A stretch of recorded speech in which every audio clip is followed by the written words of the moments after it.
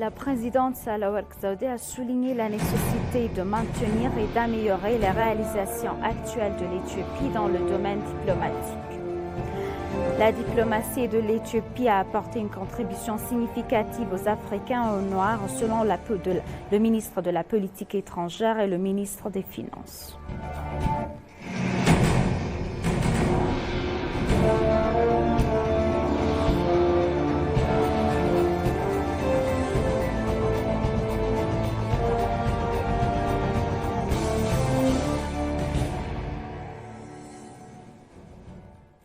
Bienvenue, chers téléspectateurs, c'est Aline Taibaro avec le journal du 12 janvier et nous excusons du retard du journal. La présidente Sahlawark Zewde a souligné la nécessité d'améliorer les relations diplomatiques de l'Éthiopie. La présidente a officiellement inauguré hier une exposition qui met en lumière les 116 ans d'histoire diplomatique de l'Éthiopie et ses réalisations diplomatiques contemporaines. L'exposition inaugurée au Musée des Sciences sous le thème d'une plaque tournante africaine au monde restera ouverte au public jusqu'au 2 février 2024. À cette occasion, la présidente a rappelé que l'histoire de la diplomatie éthiopienne avait connu des hauts et des bas. La présidente a déclaré que l'exposition dépeint la riche histoire de la diplomatie éthiopienne et offre la possibilité d'en savoir et d'en apprendre davantage. En espérant que l'exposition inspirera les Éthiopiens, la présidente a invité les jeunes à mieux comprendre l'histoire diplomatique de l'Éthiopie afin d'apporter leur propre contribution aux efforts diplomatiques en cours. La présidente a déclaré que l'Éthiopie est une nation avec une longue histoire de gouvernement qui a longtemps protégé son indépendance et un membre fondateur de nombreuses institutions et organisations internationales. Affirmant que les politiques étrangères sont les manifestations des réalités internes, elle a déclaré que l'exposition dépeigne correctement la grandeur de l'Éthiopie. La présidente Sahlawark a conclu son intervention en invitant tous les Éthiopiens et la communauté diplomatique à visiter l'exposition. Le vice-premier ministre et ministre des Affaires étrangères Damak Amakonnen a déclaré que l'exposition mettait en lumière la vaste et riche histoire diplomatique de l'Éthiopie, nous aidant ainsi à tirer des enseignements de cette riche histoire, à nous préparer à gérer efficacement les défis actuels et futurs et à établir une base solide pour l'exécution de nos relations étrangères.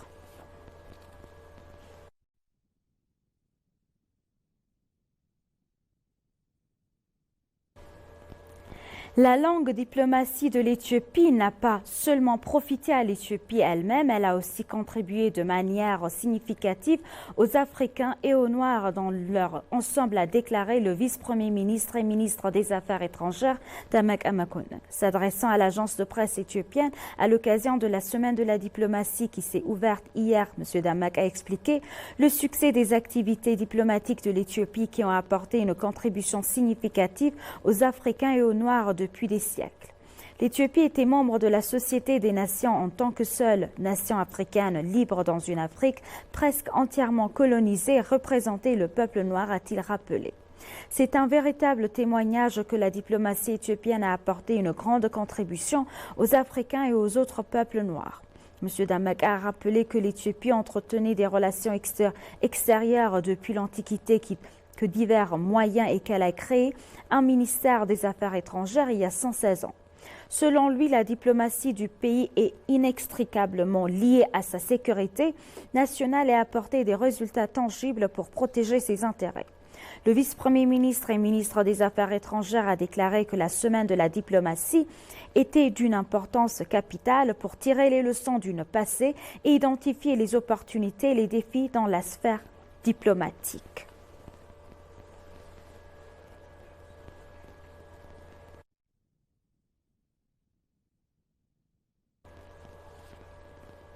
La diplomatie de l'Éthiopie a apporté une contribution significative aux Africains et aux Noirs, selon le ministre de la Politique étrangère et le ministre des Finances. Le protocole d'accord signé par l'Éthiopie et le Somaliland ouvrira la voie à l'accès de l'Éthiopie à la mer et à la diversification des opportunités économiques des deux parties, a déclaré à l'ENA le professeur Termajok de l'Institut d'études sur la paix et la sécurité de l'Université de Djouba. Il a noté que l'accord ouvrira la voie de l'Éthiopie pour réaliser l'accès à la mer et mettre en œuvre sa vision stratégique. Le protocole d'accord ouvrira la voie à la réalisation de l'inspiration de cette grande nation à avoir accès à la mer. L'accès à la mer pour l'Éthiopie est très important car elle a une grande vision stratégique pour la direction des pays de l'Éthiopie à rejoindre les BRICS en faisant partie de cette grande famille. Elle doit trouver d'autres moyens d'assurer sa croissance économique et sa coopération politique, a-t-il déclaré le professeur Majak.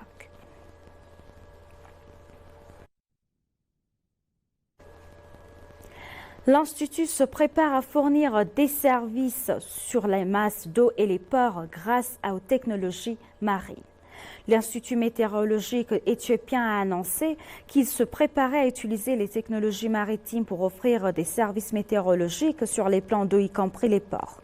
L'Institut est également équipé pour offrir des services météorologiques aux pays environnants, en plus de pays lui-même. Le directeur général de l'Institut, Fatana Teshoma, a déclaré à l'ENA que les services de prévision météorologique fournis par l'Institut présentaient des multiples avantages pour la nation. Il a ajouté que les services de prévision météorologique constituent l'épine dorsale du secteur de l'aviation et qui doivent également être utilisés pour les services de transport par voie d'eau. Le directeur général a confirmé que son institut s'apprêtait à fournir des informations météorologiques afin de faciliter l'amélioration des services de transport sur les plans d'eau, y compris les ports, en utilisant des technologies maritimes modernes. L'Éthiopie étant restée enclavée pendant les décennies, le pays n'a pas été en mesure d'utiliser les technologies marines pour les services météorologiques, mais le protocole d'accord signé en Éthiopie et le Somaliland sur l'utilisation des services portuaires offrira la possibilité d'utiliser ces services, a-t-il indiqué. L'Éthiopie est membre de l'Agence météorologique mondiale et préside son chapitre africain. Le pays est capable de fournir des services météorologiques internationaux dignes de confiance, a fait remarquer M. Fatana. L'Éthiopie travaille en coopération avec l'IGAD et l'Agence de météorologie mondiale pour fournir des services de prévision météorologique accessibles et fiables, a-t-il ajouté.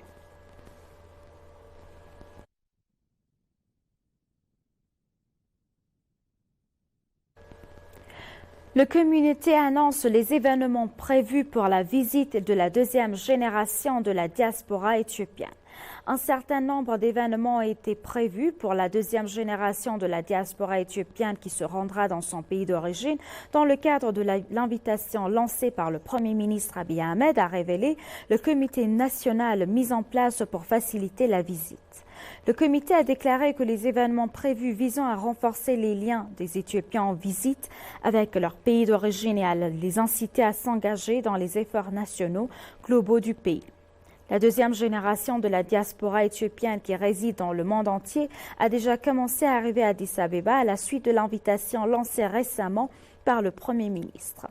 Le premier tour des retours est en cours depuis le 30 décembre 2023 et se terminera le 29 janvier 2024 sous la devise « Connectez-vous à votre culture ». Le ministre du Tourisme a également mis en place un comité national chargé de faciliter le retour de la diaspora éthiopienne de deuxième génération. Le directeur général de l'Agence de la diaspora éthiopienne, Mohamed Idriss, qui est également membre du comité, a déclaré que le comité créé pour faciliter le retour au pays a mené diverses activités pour que l'événement soit couronné de succès.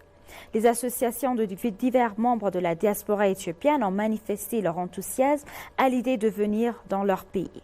Le directeur général a souligné l'importance de l'autonomisation de la défense et de l'intégration de la diaspora et a déclaré que nous profiterons de cette visite pour atteindre un grand nombre de membres de la diaspora à l'étranger.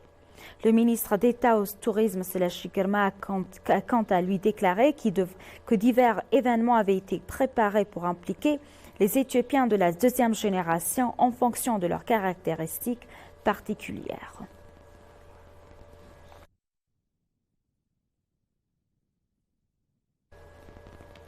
Et pour conclure le journal, le projet d'écotourisme intégré de Wanchi Dendi a ouvert un chapitre important en augmentant le projet d'autotourisme de Wanchi Dendi, stimule la capacité économique des résidents locaux et en créant un séjour agréable pour les visiteurs, a déclaré le ministre de la Défense et de coordinateur du projet Abraham Balai.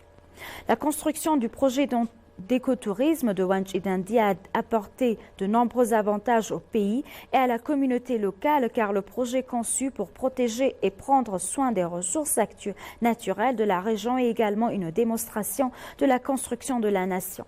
Le coordinateur du projet de Wanchee Dandi et le ministre de la Défense, M. Abraham, a déclaré que le projet a été construit conformément aux directives du gouvernement visant à développer les ressources touristiques et les sites d'attraction afin de le rendre accessible aux visiteurs étrangers et locaux. Le site écotouriste de Wanchee Dandi est construit entre les lacs de Wanchee et de Dandi qui sont situés à 13 km l'un de l'autre, a-t-il dit, notant que les paysages autour des deux lacs et la région environnante sont très attrayants et propices au sport et au divertissement. Selon lui, les infrastructures routières, des télécommunications et d'électricité construites pour le projet renforcent la capacité économique et les résidents locaux, tout en créant un séjour propice pour les visiteurs. Le spa naturel est très bénéfique pour la santé en plus de son objectif récréatif, a noté Abraham, ajoutant que le concept de l'écotourisme est de construire la culture locale en harmonie avec la nature. Le projet a été construit en tenant compte de l'environnement et des communautés environnantes. En conséquence, il a amélioré les conditions de vie d'environ 10 000 résidents en créant des opportunités d'emploi, a-t-il révélé. Actuellement, les habitants sont prêts à bénéficier du projet en s'organisant en 22 associations et en suivant des formations. Les maisons de 13 agriculteurs qui ont été construites dans les régions sont prêtes à servir des maisons d'hôtes pour les touristes. Rappelant que le projet Wanchee Dandi est une initiative du Premier ministre Abiy Ahmed lancée en 2021.